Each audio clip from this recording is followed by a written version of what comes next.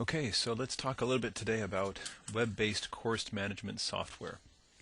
And to be honest with you, I'm being a little disingenuous in part in that I'm going to tell you about basically CMS, course management software, but I want to convince you at the end of the day to take advantage of the course management software we already support at Solano Community College, and that's through eCollege, and that would be creating what's called an e-companion. So know that at the beginning, that that's my end goal. So I want to talk to you about some of the advantages of course management software, and one of them is the ability to capture information. Right. So what this does, it allows instructors to capture class activities and archive both process and product, enabling access to course content beyond the time frame of the course. So this means that you can give students the opportunity to save things in an online environment and access them at different places. Another great feature of this course management software would be the ability to have threaded discussions. These are sometimes called asynchronous communication. And you know, this gives students an opportunity, and you, to have a dialogue without sitting in the same room. It gives students who perhaps aren't as quick to raise their hand the ability to speak or have their ideas heard. So threaded communications, threaded discussions are a great tool within the course management software. Accessibility is another great great feature of CMSs, and of course what this does, it encourages students to contribute to the course because it's readily accessible and amenable to all schedules, and resources are available 24/7. I like the fact that I can post something in an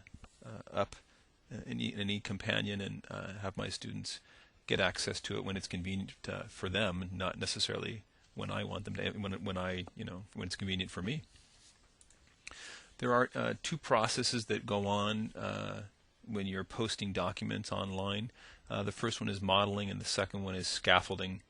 And of course, this facilitates more effective modeling and scaffolding activities using student samples and expert intervention. And modeling is that sort of time-tested learning strategy that made most evident in trade apprenticeships. But traditional modeling consists of integrating both the demonstration and the explanation during instruction. So that includes things like false starts and mistakes and dead ends, so that students can truly see how a process is handled. An electronic environment modeling can entail providing work samples and modeling appropriate communication behaviors. The scaffolding is an instructional strategy, that involves supporting novice learners by limiting the complexities of the context and gradually removing those limits as learners gain the knowledge, skills, and confidence to cope with the full complexity of the context. Online environments provide the opportunity for that. Feedback, I think, is key with these in these environments as well, both between faculty and student and between student to student. I can quickly send an email. I can quickly respond and comment on a threaded conversation. I can give feedback on papers and other items. I can even leave oral notes for students if I needed to. People sometimes associate online learning with being isolated, but the reality is that it's very collaborative. It's possible in these online environments to create groups and have group assignments.